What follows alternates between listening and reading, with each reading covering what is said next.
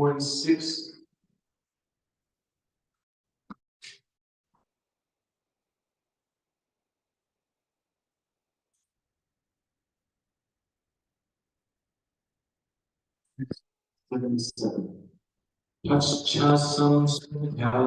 Satya Rupam Atyadbhutam Hare Vismayo me Mahan Rajan Rishyami cha Puna Punaha. Oh, talking about perpetual. Here we go. Punaha Punaha. Repeatedly, again and again. O King, when I remember the wonderful form of Lord Krishna, I am struck with even greater wonder, and I rejoice again and again. Text 78. Yatra Yogeshvara Krishno Yatra Partho Danordaraha Tatra Shrir Vijayo Putir Dhruvani Tir Matir Mama. Whenever there is Krishna, the master of all mystics, and wherever there is Arjun, the supreme archer, there will also certainly be opulence, victory, extraordinary power, and morality. That is my opinion. Okay, that concludes chapter 18, the conclusion. We'll go back to chapter 1. Observing the armies on the battlefield of Kurukshetra. Text 1, famous shloka. Dhritarashtra vacha dharma kshetre Kurukshetre samavedhaya yutsavaha mamaka pandavaschaiva kim kurvat Sanjaya. Dhritarashtra said, O Sanjay, after assembling in the place of the pilgrimage at Kurukshetra, what did my sons and the sons of Pandu do, being desirous to fight? Text 2. Sanjay uvacha drishtatu pandavani kam vyurdham duryodhanastata acharyam upasangamya raja vajanam abravit. Sanjay said, O king, after looking over the army gathered by the sons of Pandu, King Duryodhana went to his teacher and began to speak the following words. Text 3. Pashyaitam Pandu putranam achaya mahatim chamum vyudham drupada putrena tapashishena dhimata. O my teacher, behold the great army of the sons of Pandu, so expertly arranged by your intelligent disciple, the son of Drupada. Text 4. Atra Shura Maheshvasa Bhimarjuna Samayuti Yayudhano Viratascha Drupadascha Maharataha. Here, in this army, there are many heroic bowmen equal in fighting to Bhima and Arjuna. There are also great fighters like Yudhana, Virata, and Drupada. Text 5. Drishtaketushchekitana Kashirajas Javiryavan Podujit Kuntipojascha Shaibhyascha Narapungavaha. There are also great, heroic, powerful fighters like Drishtaketu, Chekitana, Kashiraj, Purijit, Kuntiboja, and Shaibya. Text 6. Yudhamanyuscha Vikranta Uttamajas Viryavan Sobhadro Draupateyascha Sarva Eva Maharataha. There are the mighty Yudhamanyu, the very powerful Uttamaja, the son of Subhadra, and the sons of Draupadi. All these warriors are great chariot fighters. Text 7. Asmakam tu vishishtaye tanibodha dvijotama nayaka mama saingasya samgyartam tan bravimi mite. O best of the Brahmanas, for your information, let me tell you about the captains who are especially qualified to lead my military force. Van Bhishmascha Karnascha Kripascha Samitinjayaha Ashwatthama Vikarnascha Somadatis Tataivacha. There are personalities like yourself, Bhishma, Karna, Kripa, Ashwatthama, Vikarna, and the son of Somadatta called Bodhisattva, who are always victorious in battle. In text 9. Anecha Bahava Shura Madarte Tyakta Jivitaha Nana Shastra Praharana Sarve Yuddha Visharadaha. There are many other heroes who are prepared to lay down their lives for my sake. All of them are well equipped with different kinds of weapons, and all are experienced in military science. Okay, Jai. I was having memories of when we read the whole Bhagavad Gita. It's like, oh, yeah, this sounds familiar. Oh, we just read this the other day. It's like, it's nice. Okay, text 77. We'll read the translation and purport by His Divine Grace A.C. Bhaktivedanta Swami Prabhupada. Srila Prabhupada Ki Jai. O King, when I remember the wonderful form of Lord Krishna, I am struck with even greater wonder, and I rejoice again and again. Purport. It appears that Sanjaya also, by the grace of Vyas, could see the universal form of Krishna exhibited to Arjuna. It is, of course, said that Lord Krishna never exhibited such a form before. It was exhibited to Arjuna only, yet some great devotees could also see the universal form of Krishna when it was shown to Arjuna, and Vyasa was one of them. He is one of the great devotees of the Lord, and he is considered to be a powerful incarnation of Krishna. Vyas disclosed this to his disciple, Sanjaya, who remembered that wonderful form of Krishna exhibited to Arjuna and enjoyed it repeatedly.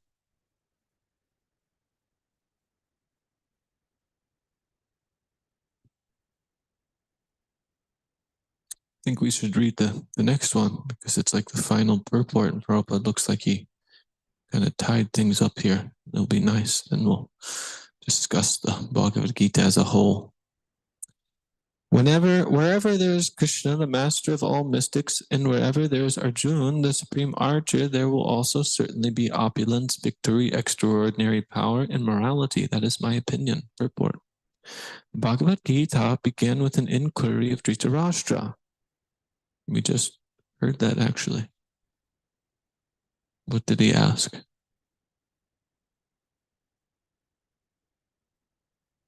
Dharma kshetre kurukshetre.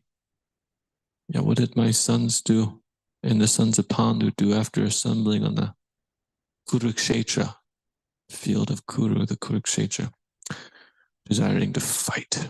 So the Bhagavad Gita began with an inquiry of Dhritarashtra. He was hopeful of the victory of his sons, assisted by great warriors like Bhishma, Drona, and Karna. He was hopeful that the victory would be on his side.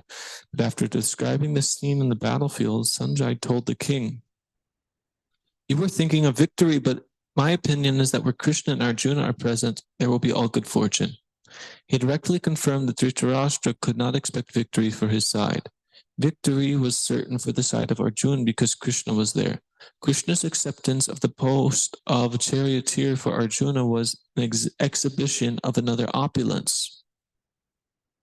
Hold on, read that again. Krishna's acceptance of the post of charioteer for Arjuna was an exhibition of another opulence. Krishna is full of all opulences, and renunciation is one of them. There are many instances of such renunciation, but Krishna is also the master of renunciation. The fight was actually between Duryodhana and Yudhishthira. Arjuna was fighting on behalf of his elder brother, Yudhishthira, because Krishna and Arjuna were on the side of Yudhishthira. Yudhishthira's victory was certain. The battle was to decide who would rule the world, and Sanjay predicted that the power would be transferred to Yudhishthira. It is also predicted here that Yudhishthira, after gaining victory in this battle, would flourish more and more because he was not only righteous and pious, but he was a strict moralist. He never spoke a lie during his life.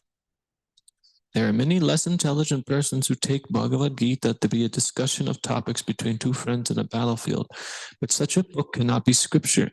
Some may protest that Krishna incited Arjuna to fight, which is immoral, but the reality of the situation is clearly stated. Bhagavad Gita is the supreme instruction in morality. The supreme instruction of morality is stated in the 9th chapter in the 34th verse. Man mana bhavad mad bhakta. You know why this shloka is very significant? You guys have any guesses at all? 934. That is important, yes. Any other ideas? Krishna says many things in the Bhagavad Gita, and a lot of things he repeats in many ways. Like when we were reading the other day, I noticed he said he's the syllables Om. Oh, 3 times, not just once or 3 times, different places. So why is this specifically important? Because man mana bhavad mad bhakto madhyajimam namaskuru. These, Krishna uses this same line twice, exactly, verbatim. And then in text 1865, he says, man mana bhavad mad bhakto madhyajimam namaskuru mam ivaishasi satyam te. Pratijant, can't think, but the last 2 lines differ from that first one, but they have the same exact meaning. So it's like Krishna says this twice verbatim. Just give your mind to me. Think of me. Worship me. Offer your homage to me, and surely you will come to me. So this is what we're doing. This is what life is all about. This is what we're doing at the temple, is to give our mind to Krishna, to think about Krishna. And why do we want to do that? Or why do we not want to do that? You know, this is why Krishna speaks the whole Bhagavad Gita, to give us transcendental knowledge, to show us what happens if we disregard the scriptures and act according to our own whims, or if we follow Krishna's supreme. What was the exact word he used? It was the, said I forget, but he said it's like the summum bonum of morality, you know. So a lot of people question what is morality, which is interesting, very, very interesting, because you can be in one country and you do something and morally it's wrong. You do it in public and people will look at you and you'll get, you know, this dirty feeling of, you know, like you're doing something wrong, if you're aware. But you go to another country and that same thing might be totally socially acceptable.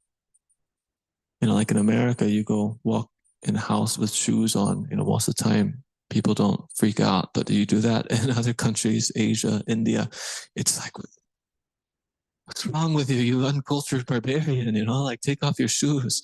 So imagine all the other things that we might not be aware of. So ultimately, morality is coming from God. Otherwise, what's the question of morality? We can always make up what's right or what's wrong, and it's according to our own whims. And why is that? Or how does that manifest, rather? This is what Krishna speaks in the last few chapters about the modes of material nature.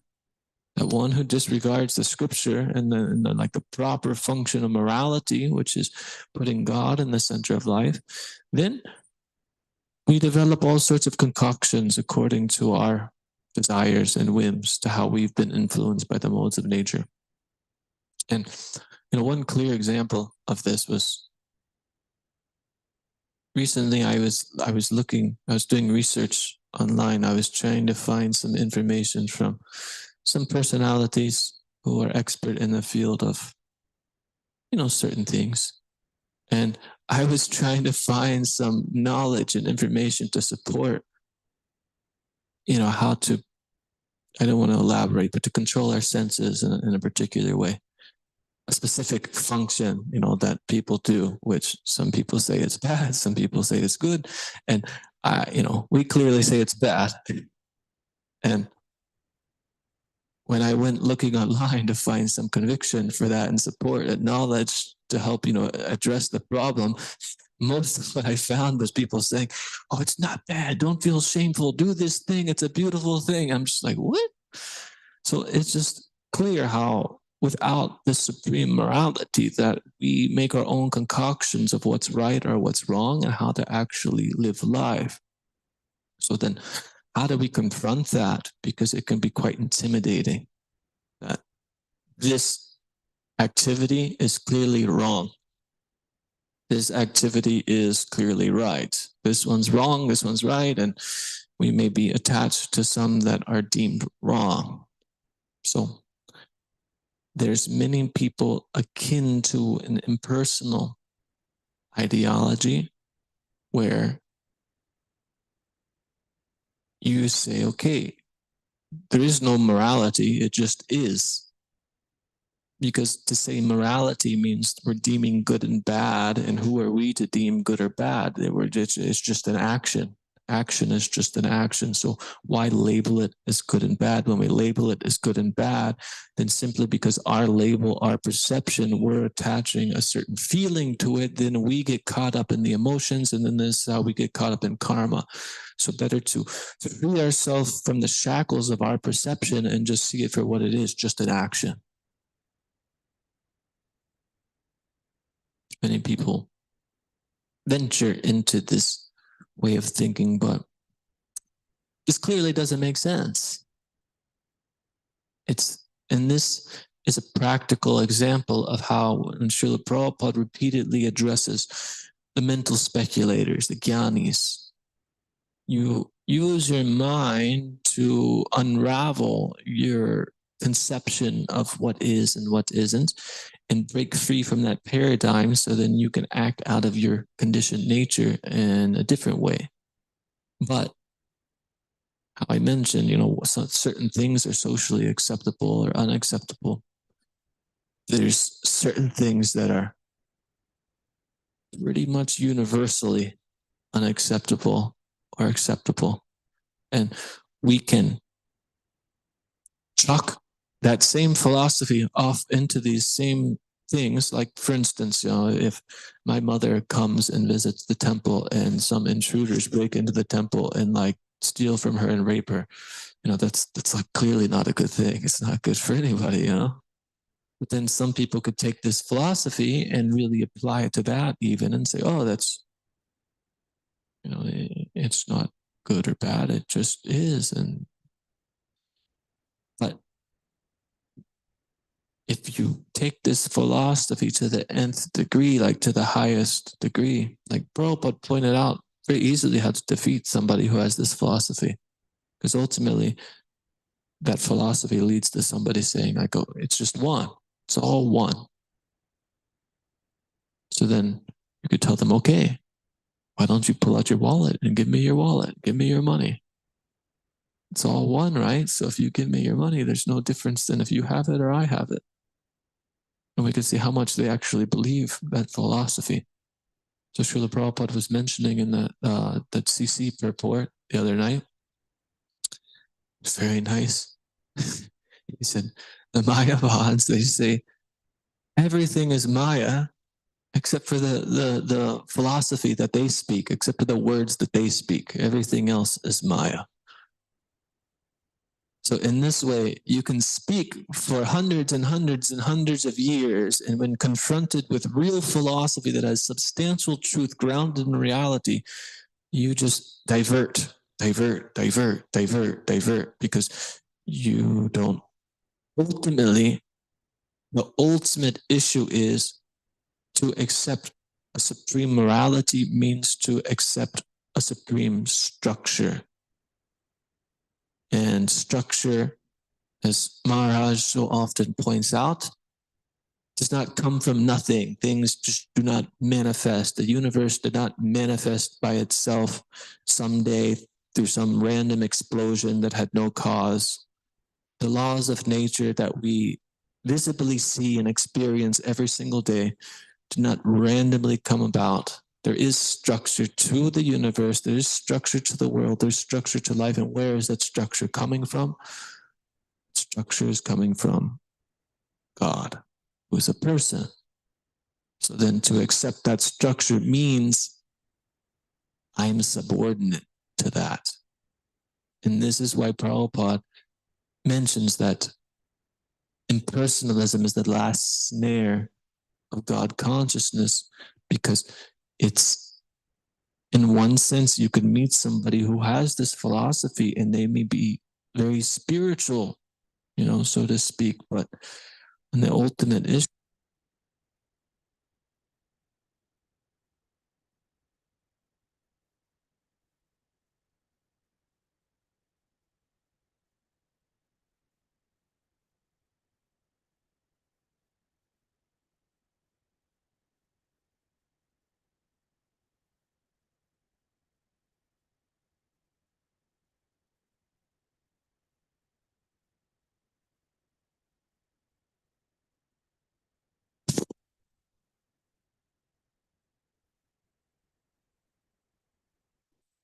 So this is the last snare of Maya, because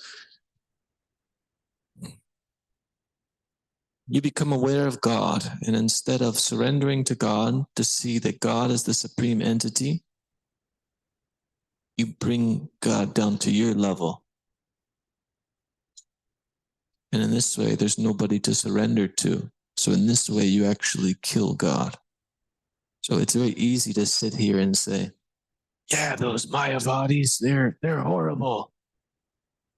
But we have to be very honest and explore how much we have this Mayavad philosophy within our heart, within our consciousness. Because we may want to do the same thing, to bring Krishna down to a lower level, so that ultimately we don't have to surrender to him, to make things impersonal. So therefore it's not directly, okay, there's a person, and what happens when there's a person? You know, if like a person comes in and it's a new guest, a visitor, he's going to stay the night. Do we just like sit here and be like, okay, you know, like make yourself at home? Like, no, you have to like give him a place to stay, make sure he's well taken care of. And you'll ask him, okay, is this good? And they'll be like, yeah, yeah, yeah. But you know, you really, really, really have to ask, because most times people will lie, and because they're kind, and they'll say, yeah, yeah, this is okay. But you know, you could see deep down, you know, they're out of their element. They need special thing, you know, so you have to go out of your way to please them. My point is that when there's a person, there's a specific thing that's pleasing to that person and displeasing to that person. So Krishna is a person. He's the unlimited person. But it's amazing because Krishna loves you. And there's nothing you could do to make Krishna not love you. But, there's always a but. There's no but. Krishna does love you, and there's nothing you can do to make him not love you. But when a parent has a child may do so many horrible things, you know, like even to the extent of burning down a house. But generally, I mean, it's the material world, so you don't know. But generally speaking, the parent doesn't disown the kid. Just, okay, he's just a child, he doesn't know better. So similarly, we're in a very diseased state and we don't know better. We're accepting the false ego to be ourselves. So we're acting in a very mundane consciousness, and we're attracted to very mundane things. And through those attractions, we're actually so entangled because we're attached to something that creates suffering. Krishna says the wise person, he just did not delight in such a things, in such pleasures, because they just adi antivanti, it always has a beginning and an end. I feel pent up, and I feel this pressure, and I feel this attraction to this thing, and I want it, I can't help it, I can't get it out of my mind, and then I just do it, and then all of a sudden I'm just like, oh, that's over. I don't feel any better, actually. Then if we have true knowledge, we might even feel worse. Make us feel bad because we know we're doing something that we shouldn't do. So then we have a few questions, you know, a few approaches of how to deal with that. I can accept the supreme morality of God and change and rise to the occasion, which isn't easy, but essentially means approaching God with sincerity. Sincerity meaning I'm not pure, but I am what I am, and I am where I'm at, And I'm not going to hide back. I'm not going to hold back from my approach to Krishna. I'm not going to lie and pretend like I'm better than I am and just completely depend upon him. Or we can just completely reject it altogether and go back to material consciousness and just try to enjoy, which we've already tried and we know will not bring satisfaction. Or we can try to kill Krishna through this impersonalist philosophy. So, Krishna says in the Bhagavad Gita that coming to this mode of goodness means in the beginning it tastes like poison. Poison. Facing all the demons within your mind, the dark desires and thoughts, and fighting through the ignorance to get up every morning, to do the same activities, to read the same book, to do the services we don't want to do. In the beginning, it tastes like poison, but in the end, it tastes like nectar. But when we take to the activities of the lower modes, the mode of passion, at least in the beginning, it's exciting, it's fun, it's new, it's fresh, but in the end, it just tastes like poison. We all have experience of this. And tamagun, even worse than that. In the beginning, it's not pleasurable. In the end, it's not pleasurable. It's just complete delusion all the way through. And intoxication is a good example. Because my thoughts, my mind, my emotions, my feelings, it's too much to bear, too much to deal with. So I get intoxicated to numb myself and be able to deal with such things. It's delusion the whole way through because you're not even really embracing life. You're just ignoring it. Tamagun, you're ignoring it. So we have to accept this supreme morality coming from Krishna, from the scriptures. So the Prabhupada said that his books will be the law books for the next 10,000 years. So the scriptures are our compass. How we know what we're doing is proper or improper. How to adjust, how to live, how to die.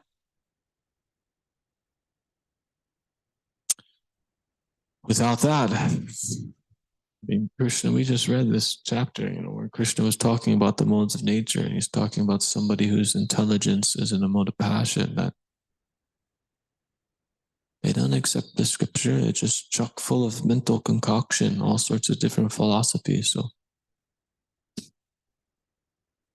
we may find Krishna consciousness difficult, and then we may find ourselves looking for some kind of alternative. This group of people, this spiritual community, this guru, that, And you can go on YouTube and find 1,000 gurus. Everybody just goes and makes a video and promotes their own philosophy. But where is this supreme morality, that the foundation? Because you might encounter many people in life that are very sincere and have some realization and some access to truth. But without accepting the scripture and the words of Krishna, how are you ever going to come to ascertaining the absolute truth? That absolute truth is only ascertained from the absolute truth. And Krishna is speaking the way to actually go about doing that. In a very significant shloka, Krishna says, just approach a spiritual master in a humble mood, ready to offer service and inquire. So this is what must be done. We have to always humble ourselves in front of the Lord, in front of the Guru, in front of the Acharyas, in front of the devotees, in front of the scripture. And the spiritual life, it's not just like a band-aid, like, okay, I did it. No, it's a progressive journey. And if we ever reach a point where it's stagnant, is because we've deviated from that progressive journey. of constantly, re-humbling ourselves, reconnecting to Krishna. One time I heard a lecture from Bhakti Tirtha Swami, and he made a really nice point, shared it a few times, but he was making the point that sometimes we need to rejoin ISKCON. It's like we come to the temple, we join ISKCON, we get initiated, Haribol, Haribol, but then we get super depressed and morose, and we're thinking in our mind of all these different options. And we have to rejoin, we have to come back to the basics, why we came here, why we became attracted to Krishna, what transformed us, what touched our heart, what realizations were there, what Prabhupada wrote in his books. Reconnect with why we're actually doing what we're doing, and then we'll see that, oh wow, such a great opportunity we have, because outside of ISKCON, I mean, there's a few other Gaudiya, Vaishnavas, other Vaishnava Sampradayas, but very rare, you're going to find such support and such a nice foundation of everything you need to make devotional advancement, to make spiritual advancement, devotional service. So we're very fortunate that we have that opportunity here, and it's very easy to get bogged down by the externals. It's winter time, it's cold, we're in this big building and it seems like there's not so many people, the food gets boring, whatever it may be. But we always have to stay in contact with, wow, we have this opportunity to serve Krishna, to hear all day long, to do, to chant. Just say you leave the temple and you have to work outside. You have to work so many hours, and you have, I was talking to one devotee recently, he works long days, 12-hour days. So then, you have to chant 2 hours, work 12 hours, go drive, do it. There's hardly any time for anything else. I mean, he has extra days off because that's a long shift. But point is, we may think it's easier if I wasn't here or something, and it may be, I'm not trying to say everybody has to live in the temple and be a brahmachari. That's the only way. I'm just saying, for those who are here and doing that, we have a very fortunate opportunity, and we should take advantage of it to the best of our ability. To the best of our ability. So, what does that actually mean? That's a good question, because it's so easy to try and fight and fail and fight and fail and fight and struggle and just feel hopeless and like we can't make it.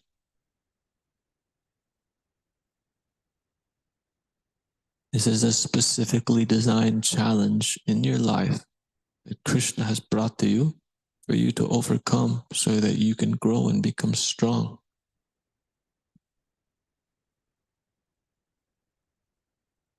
Krishna won't give us anything that we can't handle. But we have to embrace that and face that. Otherwise, if we run, I was thinking the other day something very interesting, that, as karmis, we're seeking fruits of activity. So we're always acting and wanting something in return. I'm doing this activity because I want this pleasure, I want this joy, I want this. I was thinking, how much of the world is chasing things, but in actuality, they're really chasing things because they're afraid to face certain things. They're afraid to face their problems, their anxiety, their depression, their fears. So instead of being comfortable with themselves in that sense, it's so much easier to run and go chase this external thing that makes us feel happy for a temporary time, but it never leaves us satisfied. So then you're always perpetually chasing this thing, because the moment you sit still, all of a sudden, all of your problems start to come to the surface, and this makes us uncomfortable. So better, I go get this, I go get that, I go get this. And we could, so many examples, people get in relationships when a relationship's new, it's fresh, it's exciting. And then after that, it's like you really have to work on the relationship. So then people get to that stage and they don't like to work. So then they split up and you just go find another person. And this creates so much dysfunction in the world because everybody has all these broken hearts. So as we take to Krishna consciousness, yeah, we're doing the same exact thing every single day. We're chanting the same mantras, chanting the same songs, reading the same book. Everything pretty much the same because that's to help us come into Sattva Gun. So we can ultimately come to the transcendental platform. But we always have to remember, Krishna says that Sattva Gun in the beginning tastes like poison. So our false ego will rebel. I don't want to wake up today. I don't want to do it. I just don't. Can't do it. So what do we do in those situations? That's helpful information. You know, what do we do?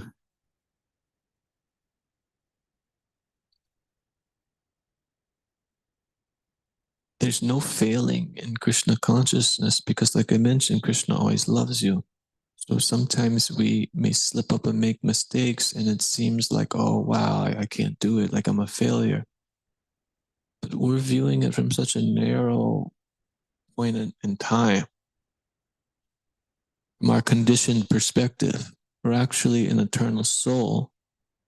So if we continue to go to Krishna through our failures, through our weaknesses, through our strength, through, you know, the goods, the bad, everything, then what's the question of failure or not failure?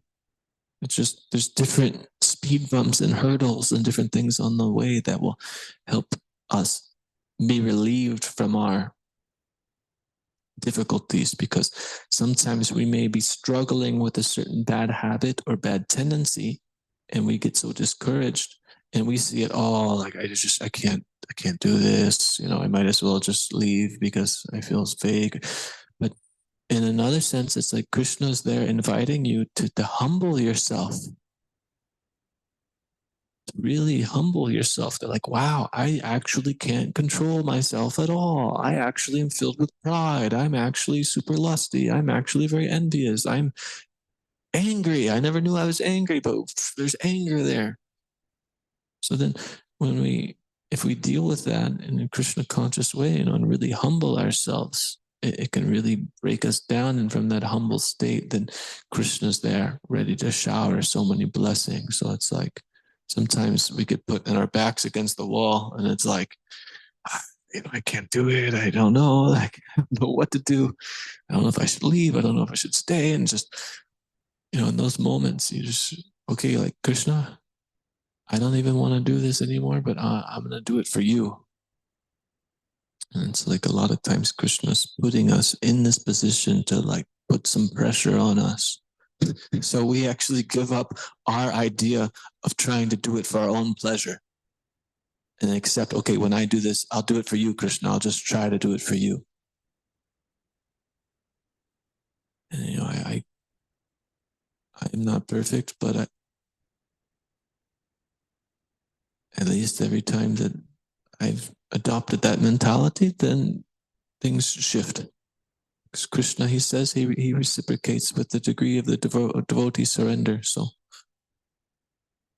just like Draupadi, she was getting disrobed. I don't know if you guys know the whole story, but they're in a big assembly with all the enemies, big kshatriyas, and they were trying to pull off her sari and make her naked in the assembly of everybody.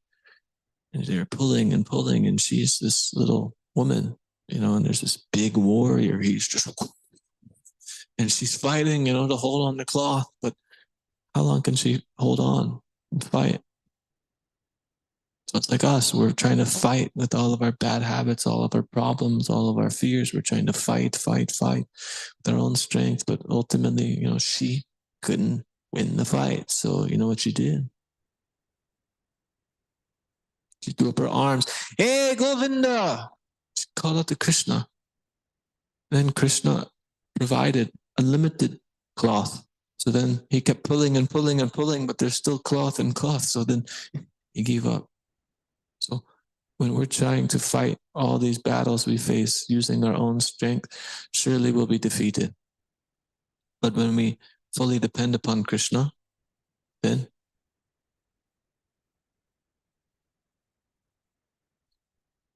we'll realize, true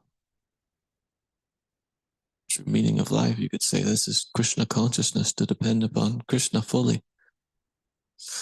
Okay, so it's a few minutes. I don't know if you guys want to say anything or have any questions or doubts. Yes.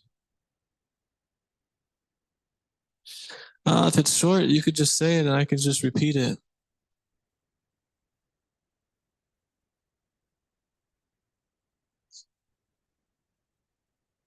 Yeah, then get a microphone. Sounds like a microphone thing.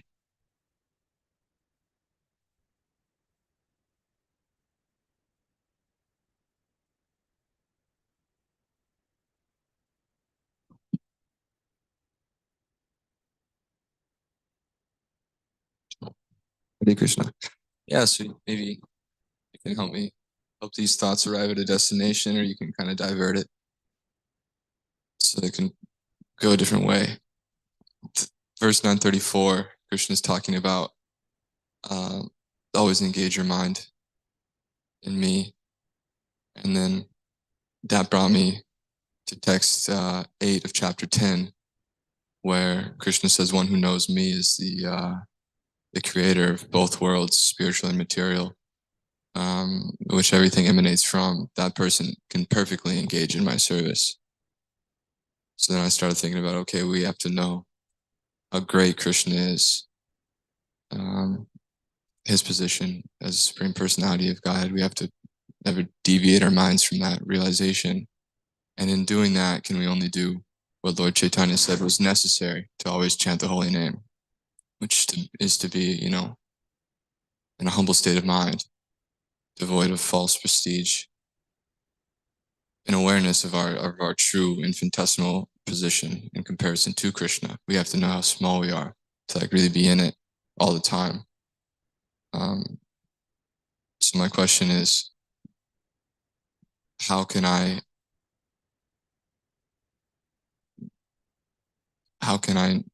maintain that realization of my insignificance in comparison to Krishna? And how can I always be humble and see myself for what I am, which is just, so small.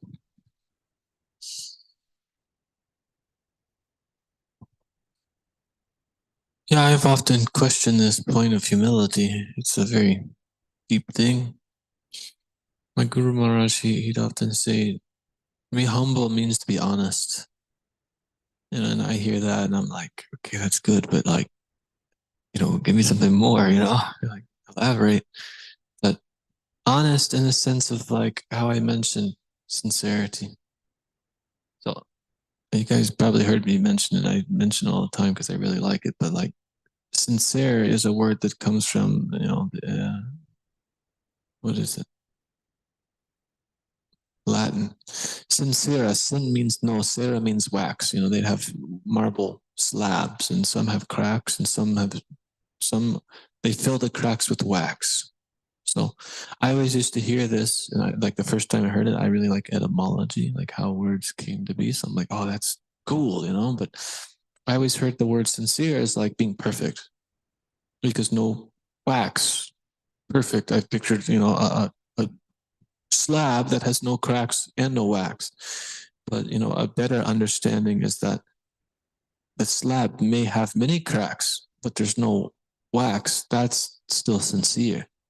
So the point is that if there's cracks there and they're visible and somebody buys that, then they can carve around the cracks, Whereas if there's wax and they're carving this elaborate thing and then they hit one of those, cracks that was filled with wax, all of a sudden the thing's ruined.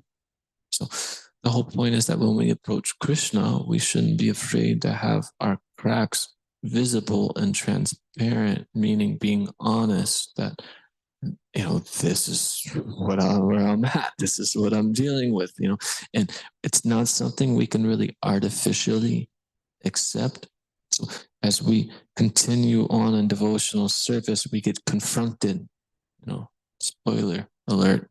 But if you stick with Krishna consciousness, you'll get confronted over and over and over and over again, over and again, over and over again, until you just get it, until you stay in that position of, I'm just a humble servant. Then when we deviate from that position of being a humble servant, this is when all of our problems come. Envy, lust, and that's best done through the medium of a relationship with Guru, because Guru is the external manifestation of Krishna. And not just Guru, but senior devotees, other devotees. I mean, not even seniors, but just equals, just treating everybody with respect and seeing, I'm not perfect. I'm not God's special gift to the world. Krishna's within the heart of everybody, and he's directing the wanderings of every living entity.